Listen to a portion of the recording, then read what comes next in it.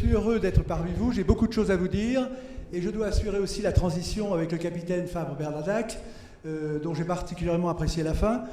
Et donc ce que je voulais vous dire en entrée, c'est que c'est bien, je suis bien venu vous voir pour vous parler, bien entendu, des armes de la victoire. C'est-à-dire qu'actuellement, nous avons beaucoup de personnes qui parlent du problème, mais comme le disent les panthères noires, ce qu'il faut savoir, c'est si on est côté du problème ou de la solution. Donc moi, je suis venu vous parler de la solution. Parce que décrire le problème, en médecine, c'est décrire un cadavre. Donc, nous avons... Donc, c'est les armes de la victoire pour 2027, Rassemblement pour la destruction et le rarement des symboles. Et donc, ce que je vous propose, c'est scientifique. C'est-à-dire que ça ne, dans le principe, ça ne supporte pas la contradiction. C'est oui, point barre. Bon. C'est-à-dire que tout ce qui se discute est discutable, donc est sans intérêt. Alors, nous allons voir le grand angulaire, c'est-à-dire que je suis obligé de vous traduire, de vous redonner le cadre général de la guerre dans laquelle nous sommes, mais après, dans la pratique, c'est tout de même très simple. C'est-à-dire, ce qui est à faire est très simple, et ce que je regrette, alors vous voyez là-haut, ils s'instruisent pour vaincre, ça, c'est la devise de Saint-Cyr, dont il n'a pas été parlé.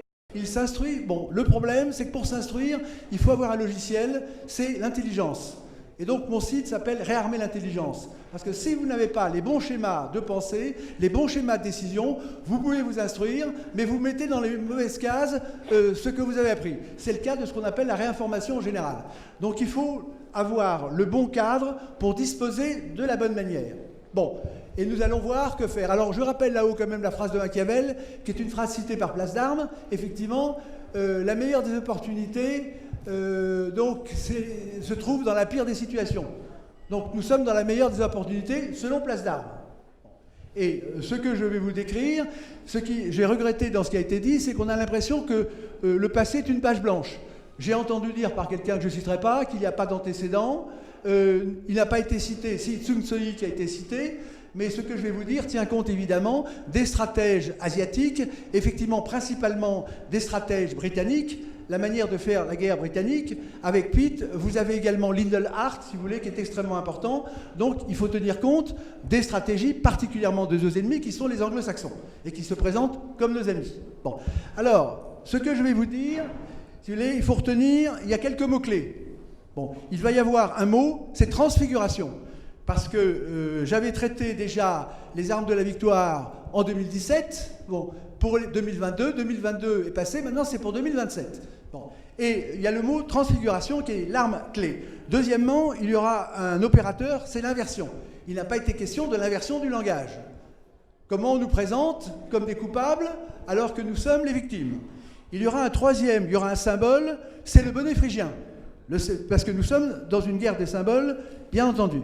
Et puis, ce que je vais vous proposer, c'est une révolution intellectuelle à ressort spirituel, et ça, c'est la clé. Alors, pour arriver à sortir du piège dans lequel nous sommes, il faut un choc d'intelligence. Et il faut un choc, nous verrons pourquoi, de transfiguration. Alors, ce que je vais vous décrire, c'est la prise du pouvoir, comment prendre le pouvoir, comment la première chose à faire, c'est se libérer de notre prison personnelle. J'ai entendu dire que nous ne trompons pas, nous devons accommoder la vérité, etc. Non, c'est pas ça. La première victime, c'est nous. Nous sommes prisonniers d'une emprise. Et je vais vous en parler d'une emprise parce que finalement, nous avons le schéma de notre ennemi qui nous dirige. Et nous utilisons les mots de l'ennemi. Donc, la première chose, c'est se libérer soi-même de notre prison intérieure. Et je vais vous en parler. La deuxième chose, ça a été abordé, c'est de se crédibiliser. J'ai entendu dire en permanence, certains disent qu'ils sont traités de tous les noms, etc. Qu'est-ce que ça veut dire, ça? Il faut se crédibiliser. Donc, la deuxième chose à faire, finalement, et le mot a été utilisé par le commandant de parachutistes, qui l'a dit, nous allons parler après, c'est qu'il faut être conscient de sa légitimité. La première chose, c'est être conscient de sa légitimité. Et j'ai apprécié quand le capitaine Fabre-Bernadac a dit effectivement, a enfin utilisé les mots importants, s'ils sont justifiés, c'est traître. Moi, j'utilise ce genre de langage, et avec succès, depuis longtemps. Donc, il faut bien savoir quels sont les mots à utiliser. Dans le dictionnaire, est-ce qu'on a affaire à un traître? Est-ce qu'on a affaire à un imbécile, etc. Et ça, c'est la clé. C'est la clé, c'est la clé. Donc, se crédibiliser par sa légitimité. Et là, nous avons affaire à ce qui n'a pas été évoqué, c'est le plafond de verre. C'est-à-dire, comment se fait-il que pour arriver au pouvoir, il faut dire qu'on aime la France? Là, je pense à Sarkozy, je pense également à Macron. Et une fois qu'on est en pouvoir, on détruit la France. Donc pour réussir, on dupe les gens et après, on fait l'inverse. Ça s'appelle le plafond de verre. Comment se fait-il que la défense de la France soit exclue du pouvoir? C'est ça. Qu'est-ce que c'est que ce plafond de verre? Je vous en parlerai. C'est un langage, bien entendu. Et enfin, une fois que vous êtes libéré vous-même, et ça, c'est l'action individuelle qui a été invoquée. Mais après, vous vous crédibilisez. Et puis après, il faut prendre l'ascendant moral. C'est-à-dire que ça a été étudié, je vous parlais dans 2 mots du maréchal Foch. La question, c'est l'ascendant moral. Il y a les forces physiques et les forces morales. Comment est-ce qu'on a l'ascendant moral? Et l'ascendant moral, on l'a d'abord à travers un langage fort. C'est-à-dire qu'il faut bien savoir comment on appelle l'ennemi. Qui est l'ennemi?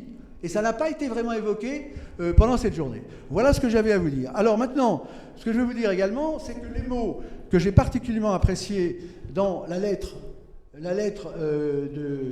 du parachutiste, du commandant de parachutiste, ça a été, il y a des mots tout à fait importants. Il y a eu d'abord le mot traître, qui est capital. Le mot traître, c'est important. Il y a la guerre de France, c'est important. Se légitimer. Et ça, c'est la clé. Alors maintenant, nous allons pouvoir commencer, mais j'évoquerai quand même, sur le langage, que ce livre indiquait déjà que j'ai écrit dès l'élection d'Emmanuel Macron, parce que quand vous écoutez quelqu'un parler, vous savez exactement ce qu'il va faire. Bon, c'est ce qui permet de prévoir des années à l'avance. Puisque mon premier livre, c'était 2 + 2 = 5. Déjà, en 1977, j'ai annoncé tout ce qui allait se passer dans l'enseignement. C'est facile, il suffit de bien différencier la chanson et l'air et la chanson.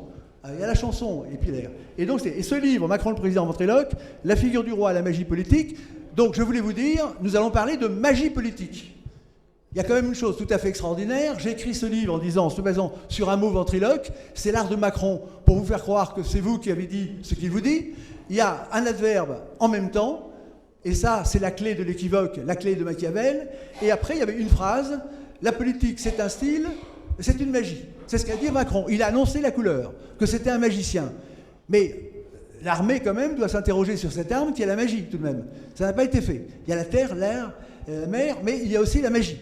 Et aucun journaliste n'a posé la question. Monsieur le Président, vous dites que la politique c'est une magie, qu'est-ce que c'est? Aucun ne l'a posé. Et ça c'est l'essentiel, quand vous avez affaire à un magicien. Et je vais vous parler de la magie qui n'est pas nouvelle. C'est la magie qui nous opprime. Bon.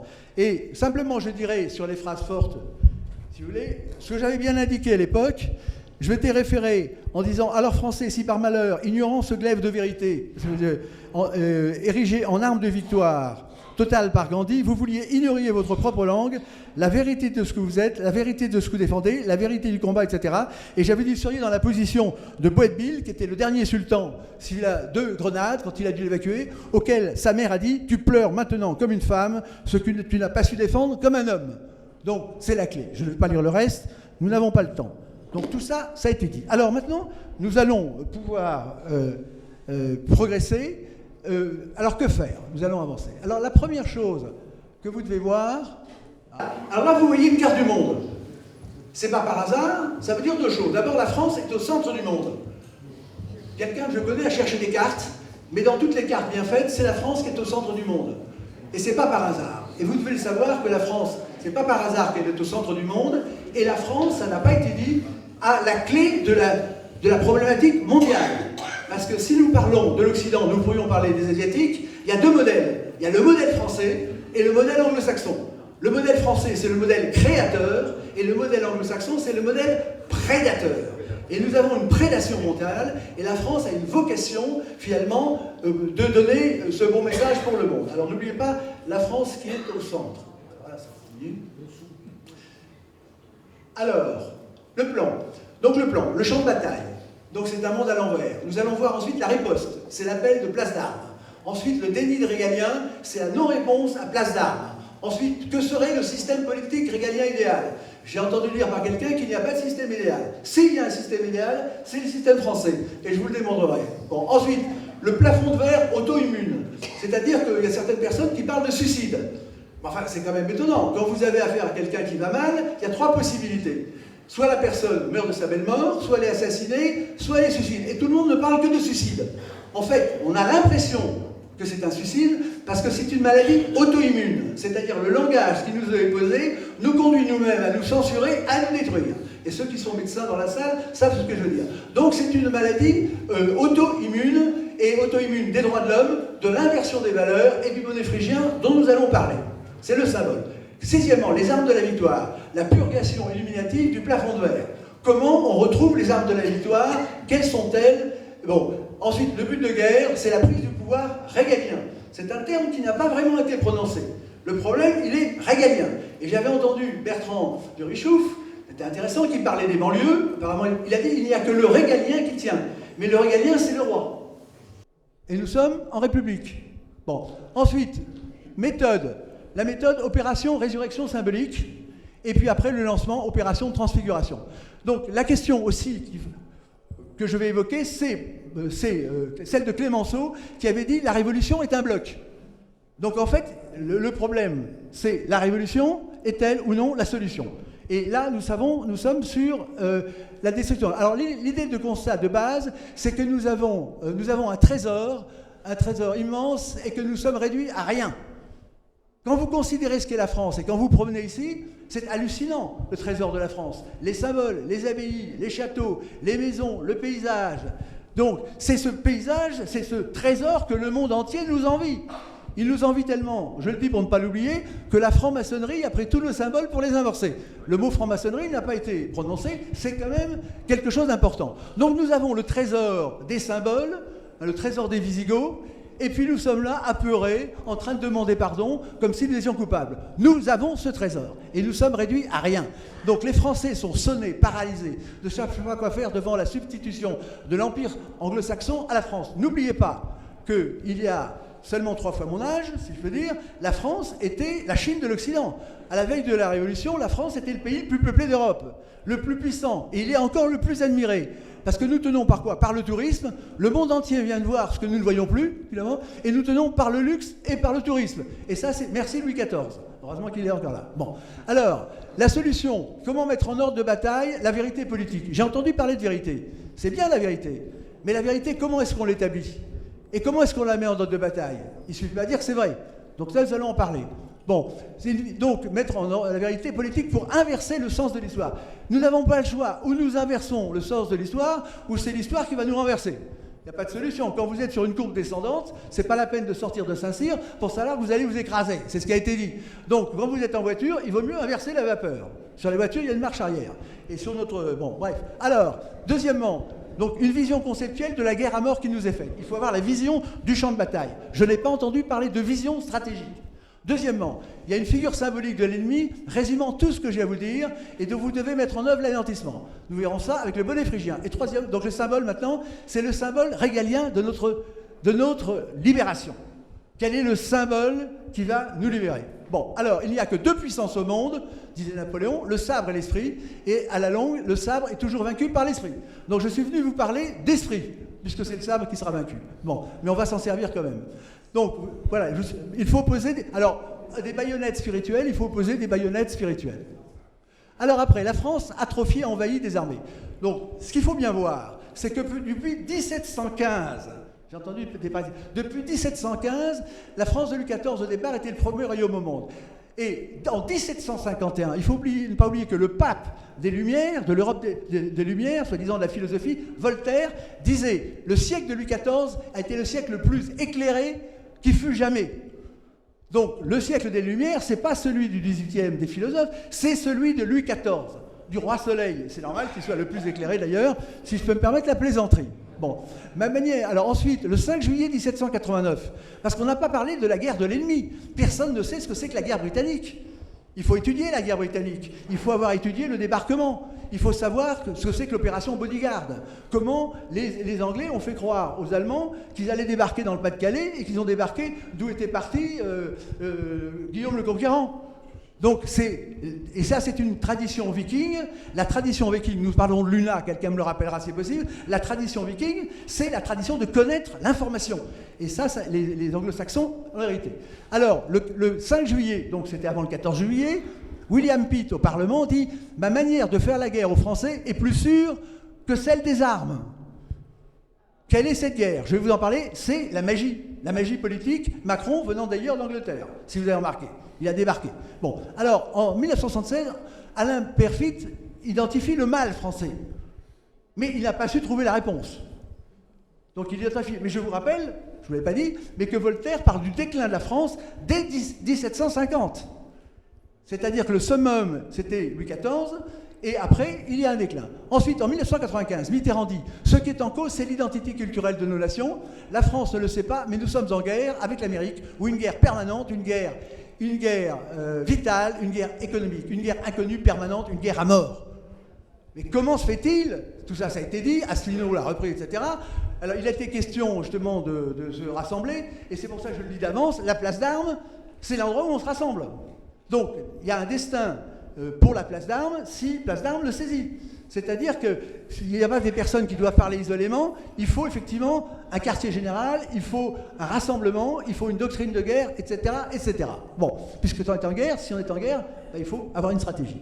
Le 16 mars 2020, Macron dit « Nous sommes en guerre contre un ennemi qui est invisible, insaisissable, qui progresse et cela requiert notre mobilisation générale. » Il est dans le concept de l'invisibilité. Je continue.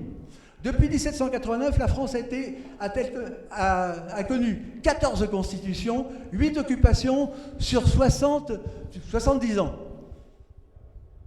alors qu'elle n'avait pas été envahie depuis la ceinture de Vauban qui a été citée. Bon, voilà où on en est. Et nous sommes réenvahis. Alors là, donc il y a un problème là. D'ailleurs que quand quelqu'un, comme le disait le professeur Perron, quelle erreur dont il n'a pas fait commis, c'est que ce sont des gens qui sont très compétents. Ils ne se trompent jamais dans l'erreur. Ils font toujours ce qui est contre notre intérêt. Donc là, on est devant un problème systémique. Ce n'est pas une erreur d'un gouvernement, c'est le gouvernement lui-même qui est une erreur. Et nous allons voir comment faire, comment trancher le problème. Alors, donc 2023, c'est le centenaire jusqu'au boutiste du maréchal Foch. Ce qui est très important, c'est que le mot jusqu'au boutiste vient de 1922. C'est-à-dire que le maréchal Foch voulait aller jusqu'au bout, c'est-à-dire à Berlin. Et nous allons en parler, c'est la trahison. Le mot trahison a été utilisé, il était utilisé par Foch contre Clémenceau, qui voulait le voir jugé en haute trahison. Personne ne se rappelle, ne se souvient du combat de Foch pour gagner la guerre. Et Foch a dit « j'ai gagné la guerre », et il a dit Clémenceau, le père la victoire, vous avez perdu la paix. Et le mot perd la victoire, et accent grave RE, s'est transformé en père, PERD, il perd la victoire. Et là, c'est des morts, c'est du sang. Bon, donc voilà. Et alors Foch, c'était la dernière occasion de donner un coup d'arrêt au déclin. Je rappelle que Foch, il n'y a pas très longtemps, c'était il y a un siècle, la France c'est lui le généralissime des armées alliées. C'était pas l'OTAN, c'était la France. Et la victoire de 14-18 avec tous les morts qu'on a, et le 11 novembre on va être fêté, c'était la dernière chance si vous voulez, de la France pour gagner, si vous voulez, sa position en Europe. Et évidemment, il y a eu un traité truqué, parce que les anglo-saxons truquent toujours les traités. Foch disait, il nous faut 100 000 hommes sur le Rhin. Le 100 000 hommes a été cité tout à l'heure pour l'armée. Il faut 100 000 hommes sur le Rhin. Et les anglo-saxons ont dit à Clémenceau, mais non, c'est pas la peine d'avoir 100 000 hommes sur le Rhin. Nous vous garantissons notre alliance. Et quand, effectivement, la France a perdu cette notion de garder le Rhin, à ce moment-là, les anglo-saxons ont fait un bras d'honneur en disant, bon, de toute façon, le traité de Versailles n'a pas été ratifié par le Congrès, et ils ont dit, vous n'aurez pas notre aide. Et Foch raconte très très bien, dit très bien comment, toute la carte du traité de Versailles préparait la guerre avec l'Allemagne. Il le dit extrêmement clairement. Comment se fait-il qu'il n'y ait pas de tradition de ces grandes vérités, puisqu'on parle de vérité? Et c'est là que le rôle d'une véritable école de guerre. Et puis tout à l'heure, on a parlé de... L'école de guerre est revenue, le mot a été supprimé, et c'est le rôle de Place d'Armes de réorganiser l'intelligence, de la mettre en ordre de bataille, de garder notre expérience militaire, et de ne pas tourner en rond comme nous le faisons. Alors, la guerre de représentation. Nous sommes dans une guerre de représentation. Et ça, je l'ai écrit dans mon livre, le livre Syndrome de l'Ortelan, qui a été pris par François Asselineau, mais qui n'a pas repris ce qu'il fallait. C'est-à-dire que nous sommes dans une guerre dans laquelle on nous fait voir exactement l'inverse de la réalité. Vous avez des gens qui débarquent à Lampedusa, ce sont des envahisseurs. Ce sont des envahisseurs. Et on vous dit, mais non, ce sont de pauvres blancs. Non, ce sont des envahisseurs. Et là, je le dis pour ne pas oublier, vous avez, en 890, les Vikings qui attaquent la ville italienne de Luna, justement en jouant aux chrétiens. En disant, oh, notre chef va se convertir, etc. Alors, les braves chrétiens de Luna disent, oh, comme ils sont bons, il va se convertir. Et puis après, il attend un peu, puis on dit, ah, le chef est mort, mais il voudrait être enterré en terre chrétienne. Et le chef Hastings, des Vikings, pendant la messe, alors qu'on va l'enterrer, tous les vikings sortent leur épée et coupent la tête des habitants de Luna. Voilà ce que nous prépare le pape, le soi-disant pape, le loup déguisé en agneau qui se fait appeler le pape François. Ce ne sont pas, il n'y a aucune pitié à avoir pour des envahisseurs. Le summum, si vous voulez, le summum juste, c'est le salus populi sum alex, c'est que le salut du peuple. Et quand vous voyez ces jeunes en pleine santé qui fuient, je vous rappelle qu'en 14, les jeunes qui fuyaient étaient fusillés. Donc ceux qui en appellent des migrants, ce sont des fuyards qui abandonnent leur famille, etc. Et en plus, avec cette organisation. Donc arrêtons d'être détruits par une fausse pitié, une fausse charité. Machiavel disait déjà à l'époque, je passerai vite quand je l'aurai, notre religion ne nous oblige pas à être égorgés. Ce sont des loups déguisés en agneaux. Ce sont des ennemis. Et quand on nous apitoie, soi-disant, sur la Méditerranée qui sera un cimetière, c'est une imposture. Voilà. Donc, il faut inverser le sens de l'histoire.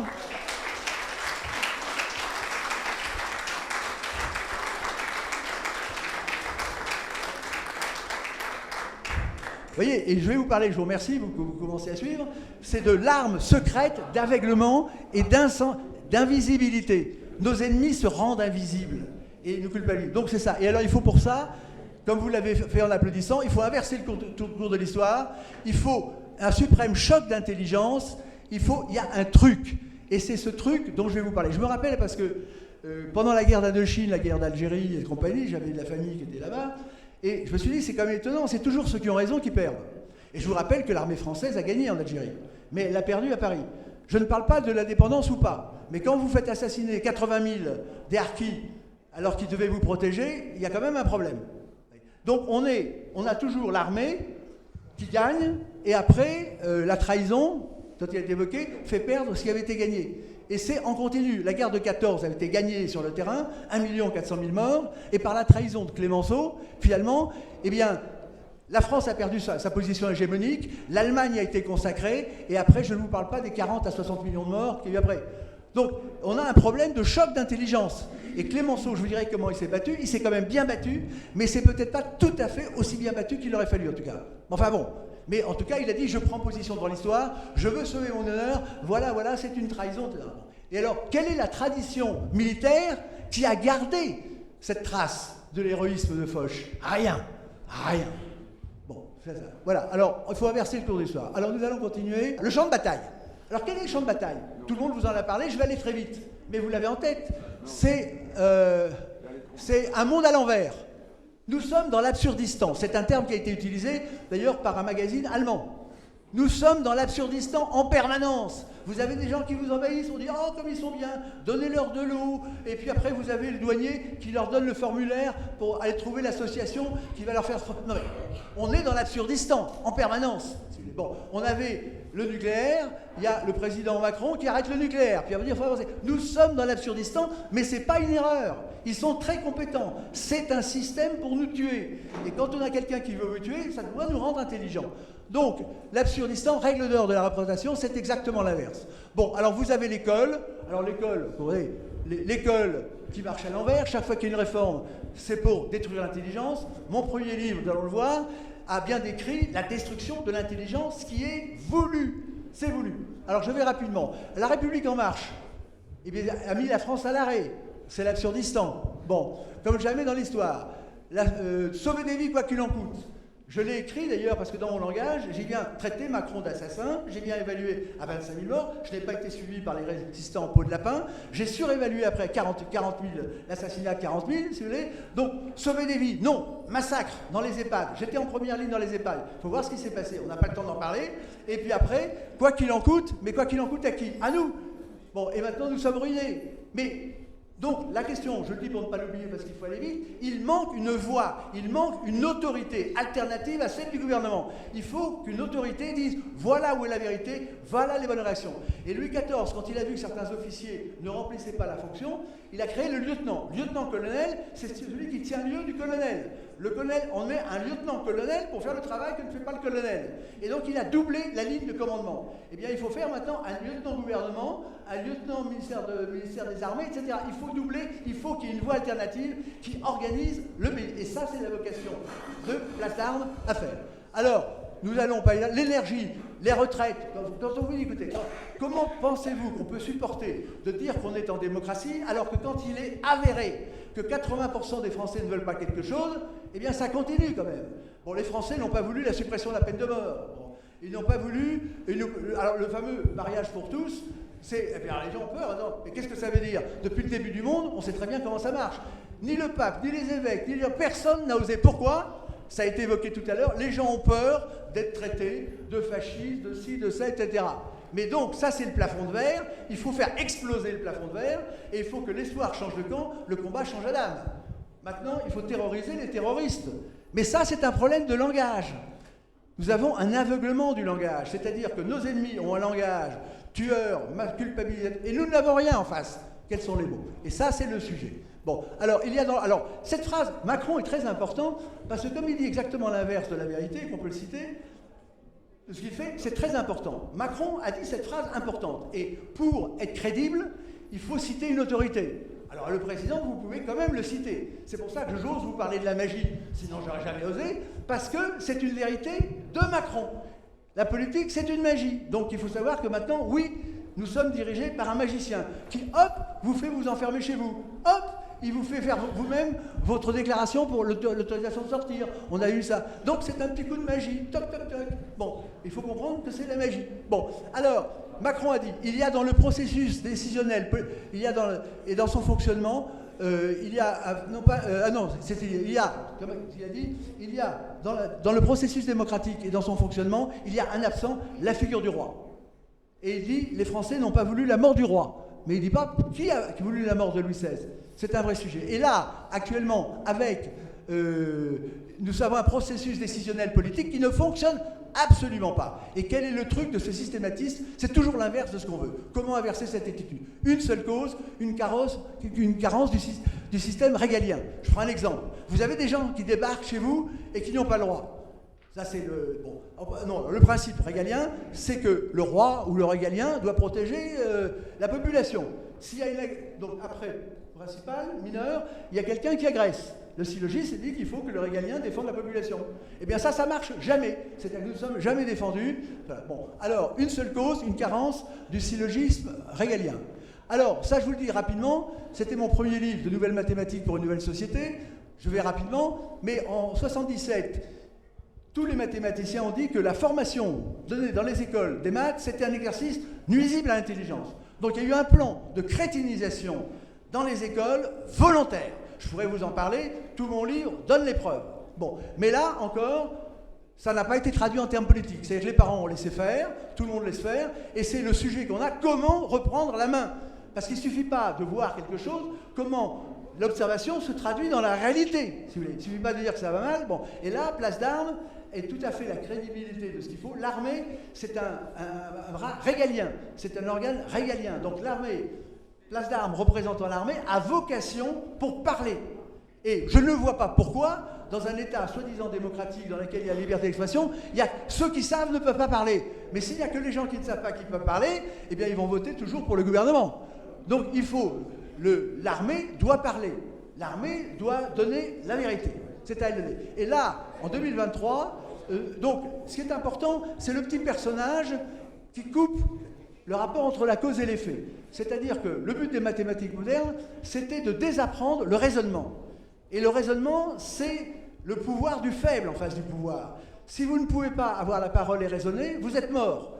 Et donc, ils ont détruit la capacité intellectuelle à l'école pour maintenant en faire de nous des moutons obéissants. Donc la clé, c'est de couper la logique. Alors, la riposte. Place d'Armes, voyant la situation, que nous voyons tous dans la médecine, à l'école et partout, hein, eh bien, Place d'Armes a fait une riposte. C'est effectivement... Donc, la Place d'Armes a poursuivi... a fait la lettre des généraux et poursuivant deux objectifs, créer une fraternité d'armes, je vais assez rapidement, 21 avril 2021, tribune des généraux dénonçant le délitement, donc la destruction du pays. Bon, je vais rapidement, L'heure est grave, la France est en péril.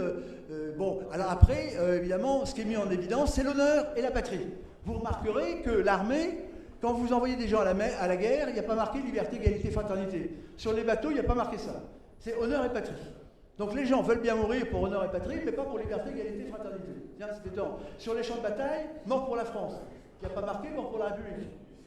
Et je vous rappelle, pour ne pas oublier, Rousseau disait que tous les régimes qui ont des lois sont des républiques. Donc même les cannibales, à la limite, c'est une république. Bon, voilà. C'est un mot fourre-tout.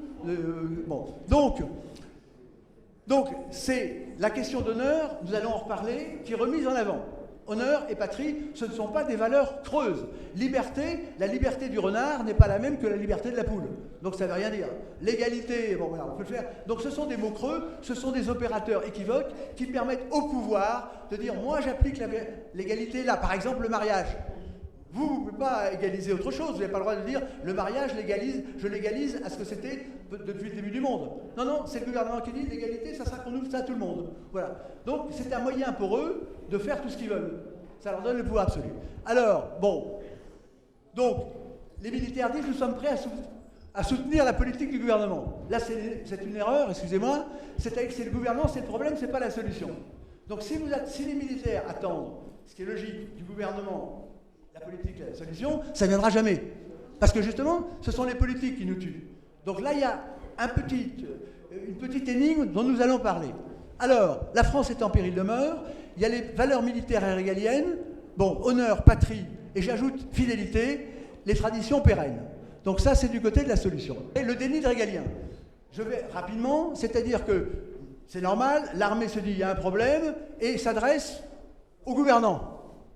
Bon. Le syllogisme régalien, les gouvernements devraient répondre. D'ailleurs, je pense que quand même, Place d'Armes aurait pu peut-être se comporter un petit peu autrement, en se considérant comme l'autorité qui s'adresse au président.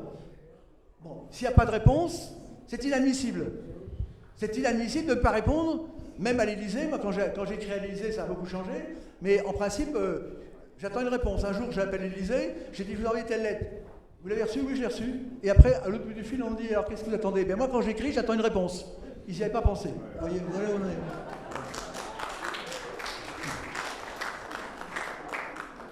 Donc on a un déni régalien. Bon. C'est-à-dire qu'on a le ministre, même Florence Parly, qui ne connaît pas rien du tout à l'armée ni rien, qui se dit qu'il y aura des sanctions. On vous en a parlé. Bon. Comment fait-il que dans notre République, le pouvoir... Alors, et après, il y a le 11 mai 2023, l'Union sacrée. Donc ça, c'est Place d'Armes qui lance l'idée de l'union sacrée. Il s'adresse à tous les amoureux de la France. Mais là encore, c'est un problème. C'est-à-dire que quand vous avez un problème, vous-même, c'est jamais à un groupe que vous adressez. Bon, lettre au gouvernement, ça ne veut rien dire. Il faut écrire au président de la République, il faut le responsabiliser. Dans l'armée, quand on donne un ordre, on donne un ordre à quelqu'un. Et on lui demande de répéter pour être sûr qu'il a bien compris. Bon.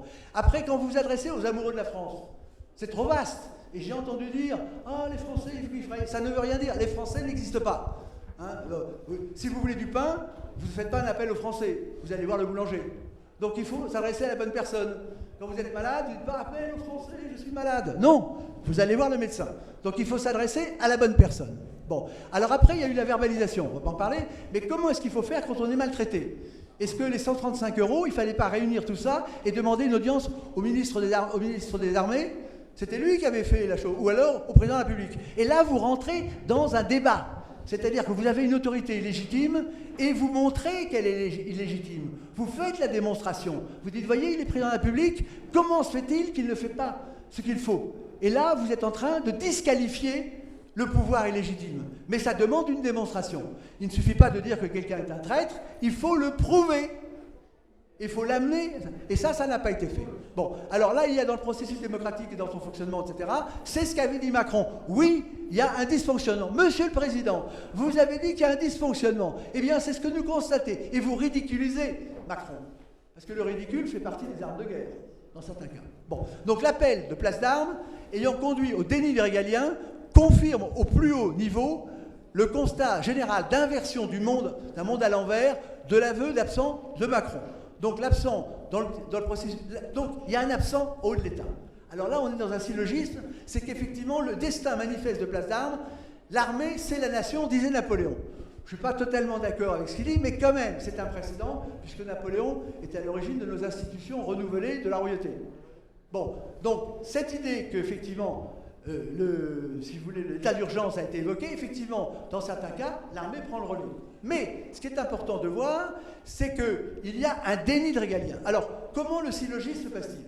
En principe, c'est le politique qui dirige l'armée. Ça, c'est les fameux syllogismes. Donc, l'armée, effectivement, quand elle a un problème, elle s'adresse au politique. Et le politique dit ce qu'il faut faire. Mais quand ça ne se passe pas, l'armée est coincée. C'est ce qui a été dit, c'était que le coup d'État en France, c'est pas une grande tradition, on va pas en parler, il y a des précédents, mais donc l'armée est bloquée. Elle est là, puis il se passe rien. Et puis la situation se dégrade, et puis on va dans le mur. Alors, quelle est la solution? Ben, la solution, elle passe sur la politique. Qui dirige le politique?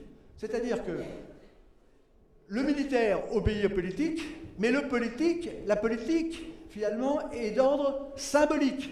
C'est-à-dire que le politique, il doit obéir au symbole qui représente la nation, si vous voulez, le pays. C'est ça. Et donc, la question, c'est quel est le symbolique qui tient le politique? Et nous verrons que ce n'est pas le bon. Et donc, il faut faire la guerre au symbolique et se légitimer sur le véritable symbolique contre l'imposture du faux symbolique qui est affiché. Il n'y a plus le maire n'est pas là, c'est bien. Sur toutes les mairies, nous allons en parler. Quel serait le système politique idéal? Alors là, bon, j'ai fait une intervention le 29 juin et je vais vous en parler rapidement. Il faut comprendre à quel jeu on joue. C'est-à-dire que quel est le système politique dans lequel on joue. Alors, révolutionner la représentation, tout est langage.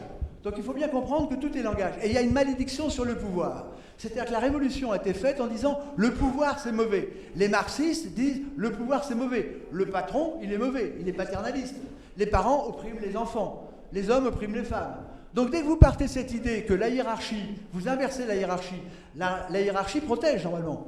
Le père protège la famille. Bon, la famille protège les enfants.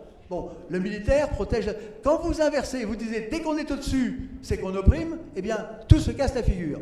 Donc, il y a la fameuse phrase de Saint-Just, on ne règne pas innocemment, la folie en est trop évidente. C'est sous ce chef d'accusation que Louis XVI a été guillotiné. Bon, puis après lui-même l'a été d'ailleurs. Alors, il y a trois paroles. Ça, c'est ce que distingue très bien Pythagore et qu'il faut le garder en tête, c'est qu'il y a la parole qui exprime. C'est quand Macron parle, il exprime. Mais il y a la parole qui cache. C'est ce qu'il ne dit pas. Et la parole qui signifie, c'est qu'est-ce que ça veut dire quelqu'un qui dit quelque chose et qui ne dit pas ce qu'il doit dire. Donc quand vous divisez en trois le discours que vous entendez, vous approchez de la vérité. Et j'ai entendu une fois Macron parler, il a dit une seule fois, d'agenda caché. C'est-à-dire que Macron, pour nous entourlouper, il nous dit une chose, mais il sait très bien qu'il va dans une direction, et quand nous constatons le résultat, il nous dit c'est l'absurdistan. Voilà, c'est facile à comprendre.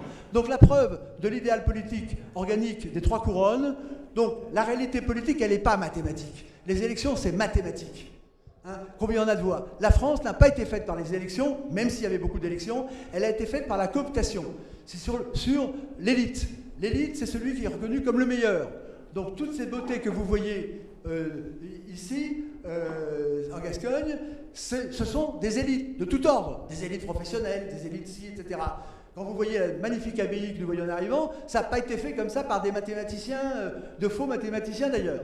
Donc, la preuve de l'idéal, conciliation entre la verticale et l'horizontale, les gilets jaunes sont arrivés à rien parce qu'ils étaient sur l'horizontale, il faut l'union des deux. Comment est-ce qu'on unit harmonieusement l'horizontalité et la verticalité? Ça, c'est la clé. Que faire? L'idéal du possible. Ce qu'on nous dit, c'est que la démocratie, c'est l'idéal. Et j'ai même entendu dire la fameuse phrase, il n'y a pas de système idéal, c'est Oberton qui disait, mais effectivement, il prenait la phrase anglo-saxonne, mais la démocratie, c'est le pire des systèmes, il n'y a pas de meilleur. Si, il y en a un meilleur, nous allons le voir. Bon. Donc la démocratie, c'est soi-disant l'idéal, mais on constate que ça ne marche pas. Maintenant, même mon coiffeur, ma coiffeuse le remarque. Même la caissière le remarque. On voit bien qu'on est plus libre, ça ne marche pas. On ne peut pas s'exprimer. Quand vous avez 80% de gens qui ne veulent pas d'une réforme et qu'on continue, quand vous avez le 49.3, c'est que ce n'est pas la démocratie. Donc il faut bien dire, il y a quelque chose qui tourne par rond. C'est quoi? C'est un truc. Et puis, l'origine de l'absurdistan. Alors, le constat, je vais très rapidement, vous le savez par cœur, je ne suis pas là pour vous parler du problème, mais de la solution. Mais vous voyez qu'aujourd'hui, tout marche à l'envers. Bon, le rejet croissant de la démocratie, le gouvernement du peuple par le peuple pour le peuple, cette pratique conduit à l'inverse de ses promesses. En France, on a toutes les valeurs sont inversées, etc. La colère monte, vous pouvez prendre les herboristes qui n'existaient pas, le référendum de 2005, l'école qui ne marche pas, le mariage qui marche à l'envers, les gilets jaunes, pas de débat, désindustrialisation. Je suis président de l'ERAMA. L'ERAMA, c'est l'Alliance internationale pour la reconnaissance des apports de Maurice Allais, le prix Nobel. Bon. Et moi, il est mort maintenant, Maurice Allais, il avait bien écrit un livre, Mondialisation, destruction de la croissance et de l'emploi. C'était pas la peine d'être prix Nobel pour voir qu'on détruisait l'industrie. Comment se fait-il que les Français, évidemment, c'est-à-dire le pouvoir, nous aient désindustrialisés? Donc on est dans l'absurdistan en permanence. Mais ça, c'est parce que le système est monté à l'envers. Si vous avez une voiture, que le tuyau d'échappement, vous le rentrez à l'intérieur, ça va aller mal. Bon, alors... Donc, le système idéal, voilà. Alors, je vous rappelle quand même, il faut savoir, parce qu'il y a des gens qui se plaignent des exactions, il faut savoir que l'arbre de la liberté, c'était l'arbre de la liberté parce qu'on pendait les gens. Vous prenez aux États-Unis les fils de la liberté réalisant le supplice au goudron sur un percepteur. Mais en France, vous avez 2 hommes pendent un prêtre à la lanterne lors du pillage des caves des Tuileries après la journée du 10 août. Le mot déchristianisation date de 1792. La déchristianisation, c'est 1777. Comment se fait-il qu'on ait un régime qui détruise la religion du peuple? Quand vous promenez ici, vous allez à la mairie de Saint-Ferme, qu'est-ce que vous avez? Vous avez l'église qui colle à la mairie. Donc si ce n'est pas l'union de l'église et de l'État, c'est quoi? Donc si vous faisiez venir un martien archéologue, il visite la France, il voit partout des églises, des crucifix, et il voit des emblèmes royaux, et il dit, mais le gouvernement, donc vous avez un gouvernement catholique, vous avez un roi, non, il lutte contre ça. La pire chose, c'est, mais alors comment se fait-il que tous vos monuments représentent ça? Tous ces monuments, qu'est-ce qu'ils disent? Et là, il dit, bon, c'est très bien, mais qu'a fait la République? Il n'y a pas un seul monument qu'a fait la République. C'est ce qu'a dit Malraux. Nous n'avons fait ni monument, ni tombeau. C'est-à-dire qu'il n'y a aucun symbole, nous allons parler, de constructeur de la République. Alors, on passe très, très rapidement. Le mécanisme du complotisme d'État. Alors, ce qu'il faut bien comprendre, c'est que le complotisme, il n'est que d'État. C'est-à-dire, c'est le fait pour celui qui a le pouvoir d'accuser quelqu'un d'un crime qu'il n'a pas fait et de l'assassiner. C'est ce qui s'est passé avec Danton après la prise des Tuileries. C'est-à-dire qu'il y avait des pauvres gens qui étaient dans les prisons, et comme il fallait les liquider, il a dit il y a un complot dans les prisons. Vous voyez, c'est quand même pas le meilleur moyen de faire. Ben, hop, ils ont tous été éliminés. C'est les massacres de septembre, pendant lesquels il y a eu la préparation des élections de la Convention. Donc là, c'est une atrocité, si vous voulez, et c'est très important parce que vous avez là-haut Lafayette et Bailly qui ont assisté à ces atrocités et qui n'ont rien fait. Vous avez un pauvre homme, c'était donc promenade expiatoire de Foulon. Vous voyez, Foulon, il y avait une tête, mais c'était une vraie. Tandis que dans les manifestations qu'il y a eu au début de l'année, c'était une tête, mais quand même une fausse. Et nous avons un régime qui se recommande de la première république terroriste au monde. C'est-à-dire que la République, la première, n'a pas été purgée. Donc c'est encore les bases symboliques qui légitiment le pouvoir actuel.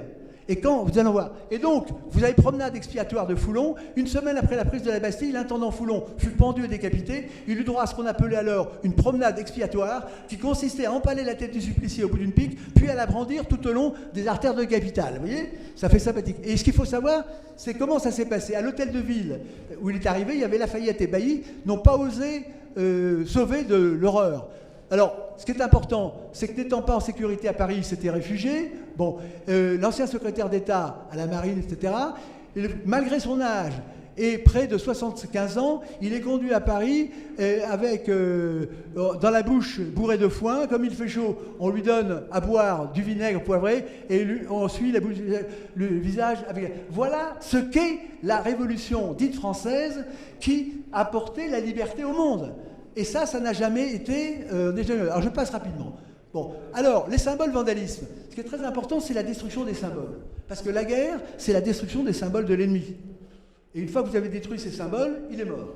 Eh bien, ce qu'il faut savoir, c'est qu'après la chute, le 10 août 1792, il y a une flambée de violence contre les symboles de la royauté et la féodalité, et l'Assemblée a adopté un décret le 14 août 1792 en considérant que les principes sacrés de la liberté et de l'égalité ne permettent point de laisser plus longtemps sous les yeux du peuple français les monuments élevés à l'orgueil et au préjugé de la tyrannie.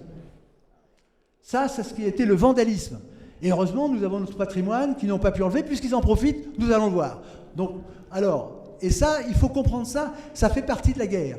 Alors là, les droits de l'homme, je vais très rapidement, personne ne sait ce que c'est que les droits de l'homme. Alors je vous donne la clé, il y a le haut et le bas. Le bas, c'est écrit en français. Et il y a marqué, je vais très très vite, par article 1, les hommes naissent libres et égaux en droit. Donc tout le monde croit avoir compris, mais si vous continuez à lire le reste, tout le reste vous enlève ce droit. Au début, vous êtes libre et égal, et à la fin, vous êtes esclave et sous la botte. Alors, article 3, le principe de toute souveraineté réside dans la nation. Nul corps, nul individu ne peut exercer l'autorité qui n'en émane expressément. Ça veut dire qu'il n'y a qu'un pouvoir, c'est le mot nation. C'est-à-dire c'est une super monarchie. Il n'y a qu'un mot, nation.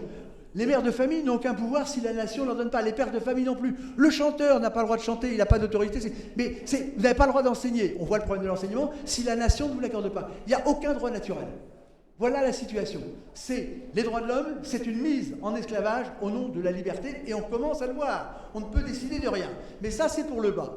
Mais ça, c'est pour les nuls, si je peux dire. Mais au-dessus, vous avez le symbolisme. Alors le symbolisme, je vais très rapidement, il y a beaucoup de choses à dire, c'est le triangle lumineux.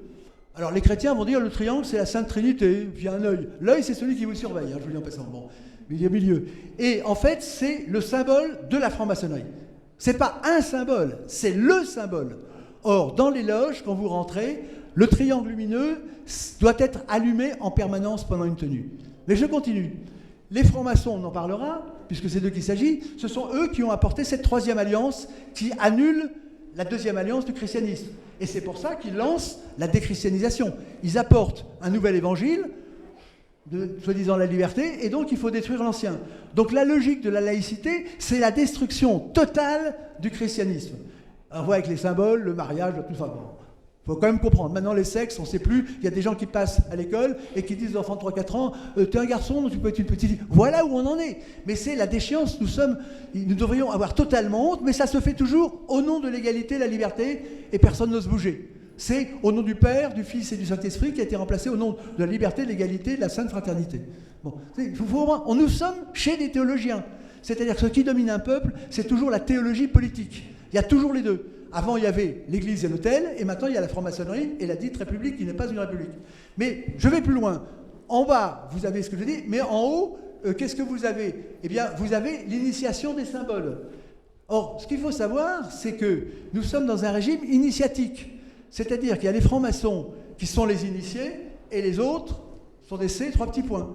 Donc ceux qui disent « nous sommes libres », eh bien eux-mêmes, ils sont considérés comme les initiés par rapport à qui ça parle. Donc nous ne sommes pas dans une république du tout égalitaire, il y a ceux qui ont le droit de commander, et si vous êtes franc-maçon, je pense à Valls, très rapidement, vous franchissez la frontière, vous êtes naturalisé, vous retrouvez Premier ministre. Mais si vous avez quelqu'un de bien qui veut être Premier ministre, c'est interdit, c'est le plafond de verre. C'est pour ça que nous sommes dans l'absurdistan. Alors, c'est le 5 octobre 1789, donc il y a eu la signature. Là, c'est là que Louis XVI a signé son arrêt de mort, puisqu'il a signé la triple inversion. C'est-à-dire, dans les droits de l'homme, ce qu'il faut comprendre, c'est que les commandements de Dieu sont remplacés par les droits de l'homme. Et là, on est dans la grammaire. Commandement est remplacé par droit, et Dieu est remplacé par l'homme. Il y a deux inversions. Et après, le roi est remplacé par le mot peuple. Donc, les droits de l'homme, c'est une inversion, c'est la révolution.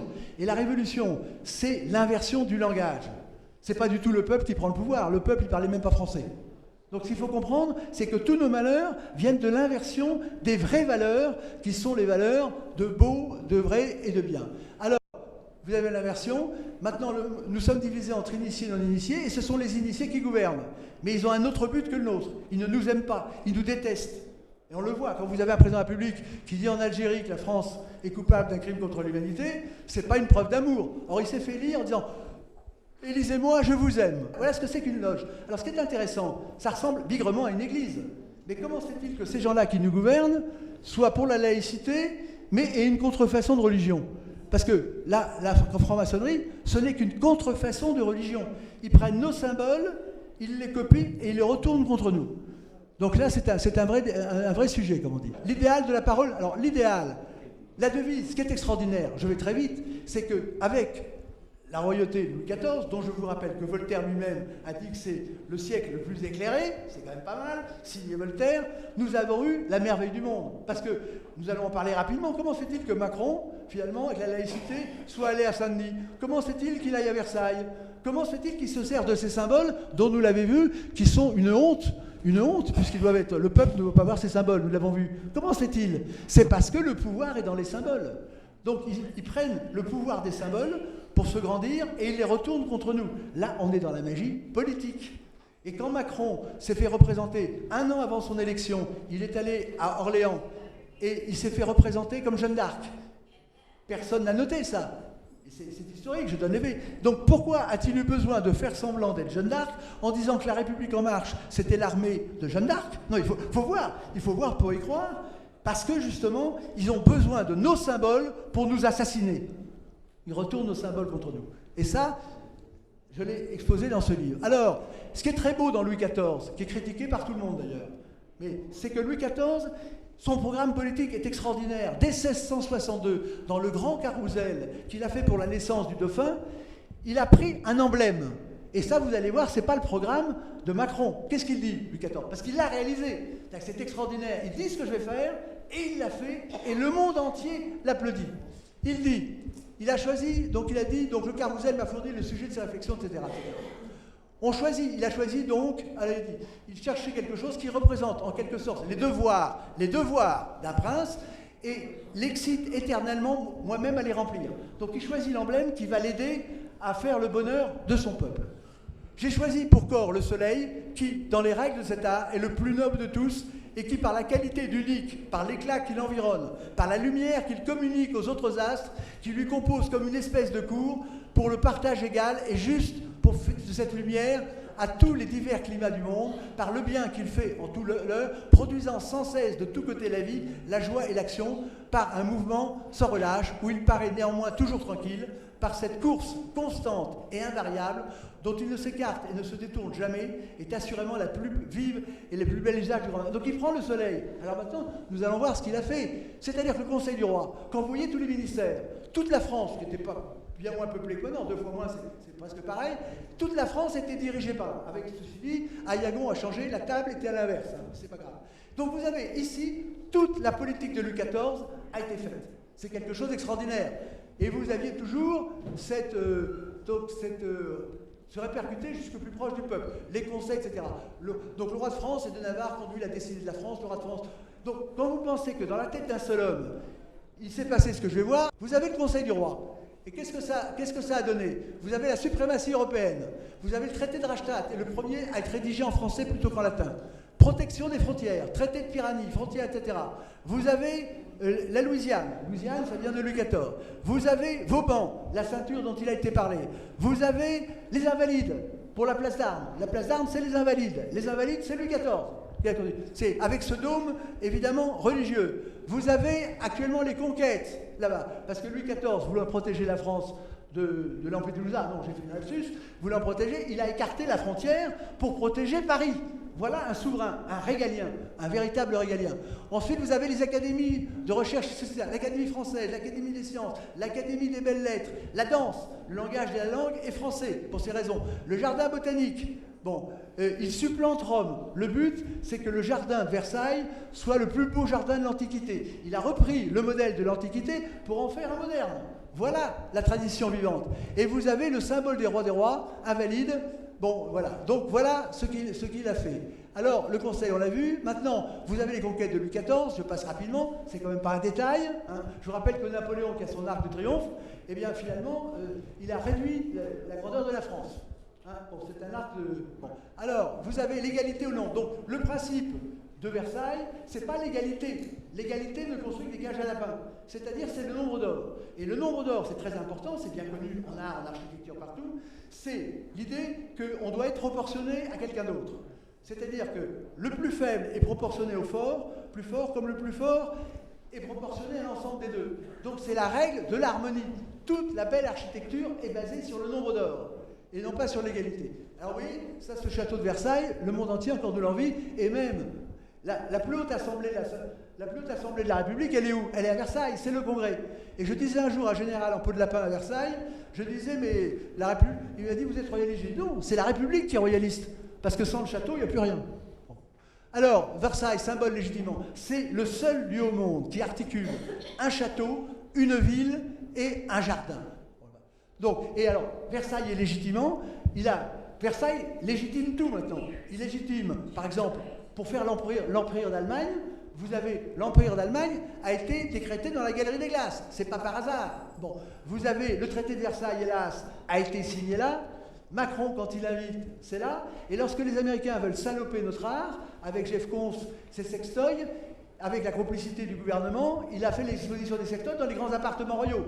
Et là, j'ai mené le combat, à l'époque, en temps utile. Bon, il y a deux systèmes de valeurs symboliques. Il y a le système français, hein, qui est celui des Lumières européennes, et celui, en gros, des anglo-saxons, bon, qui est le symbole de la destruction.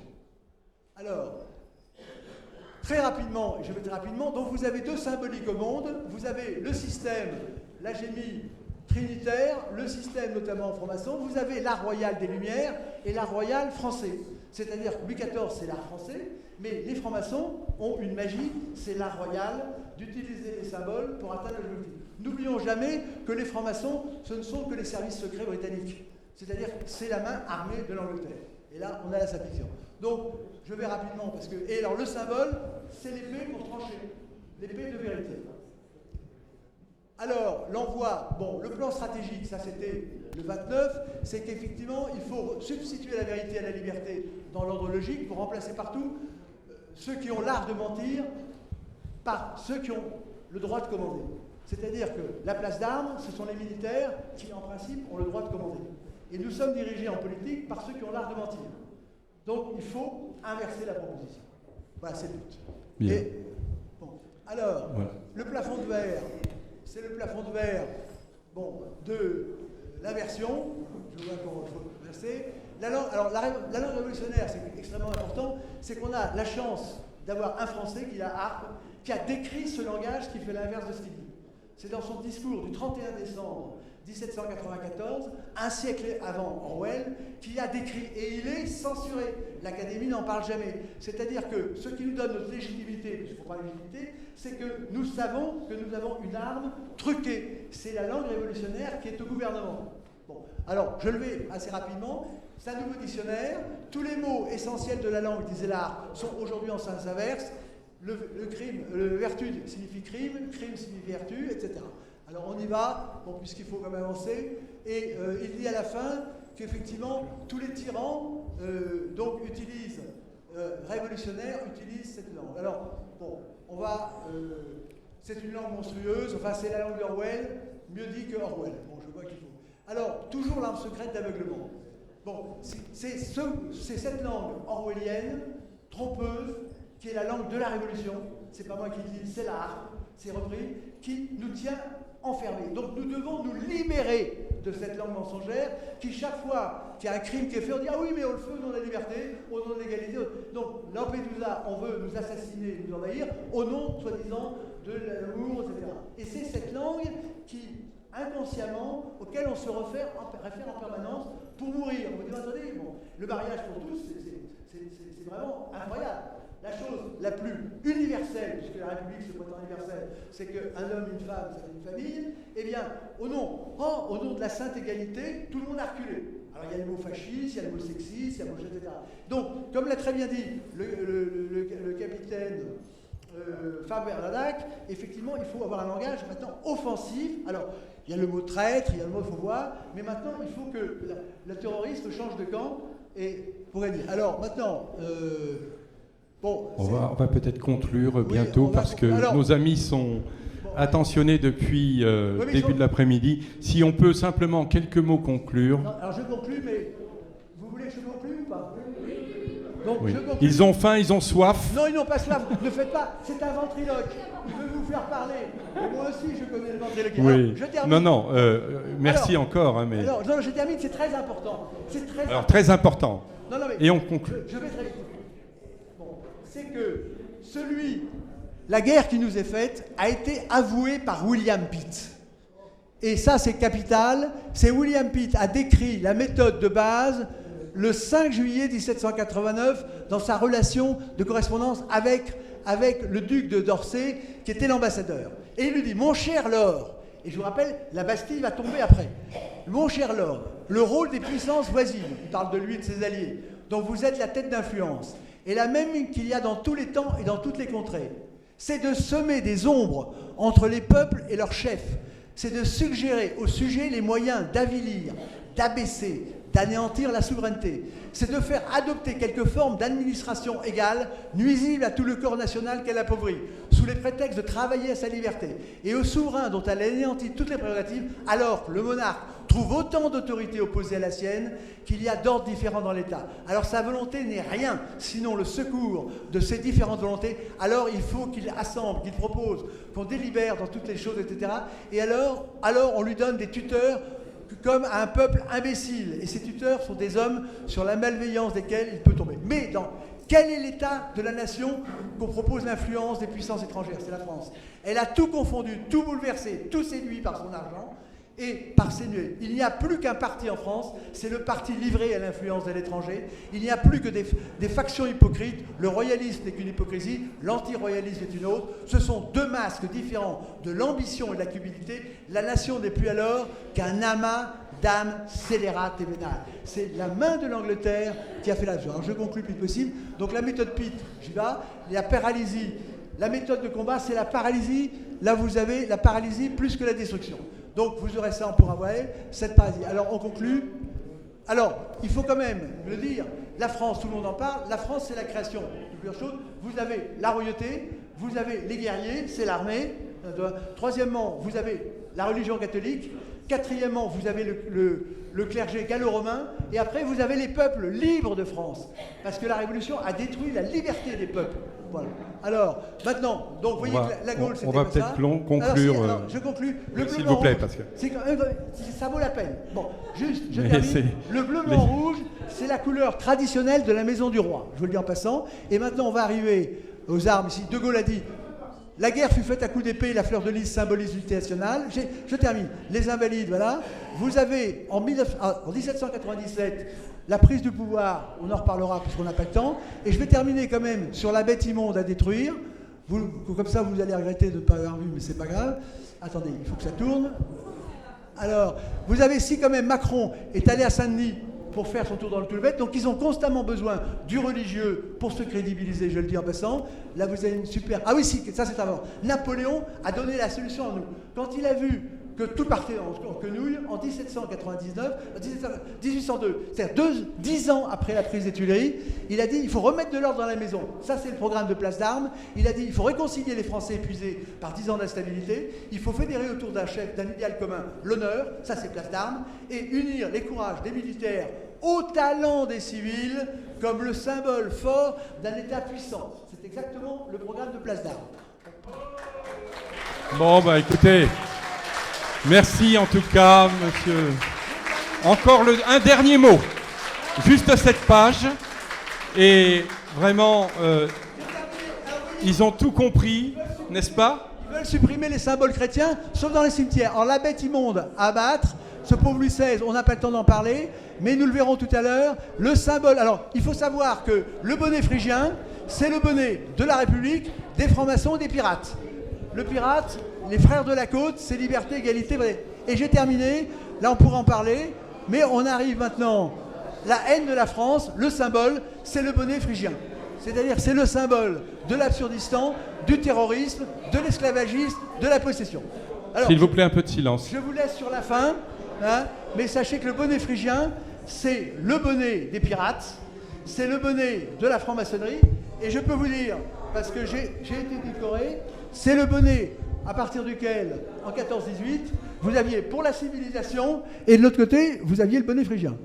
Donc, si vous détruisez le principe qui nous opprime de toutes ces contre-valeurs, en détruisant, c'est un acte magique, vous chargez la destruction du bonnet phrygien de tout la volonté de détruire, les réduire en dents, et à ce moment-là, vous êtes libre. Pour être libre, il faut détruire le bonnet phrygien, qui est présenté faussement comme le bonnet de la liberté, et qui est l'esclavage. Parce que ce que veut dire le bonnet phrygien, et ça je termine, c'est très important, c'est une honte pour nos ancêtres. Le bonnet phrygien veut dire que ceux qui ont fait la France, c'était des esclaves, et que nous sommes libres.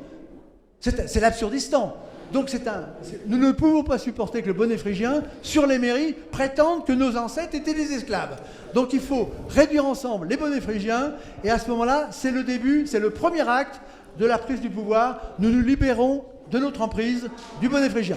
On peut applaudir la performance, parce que c'est une performance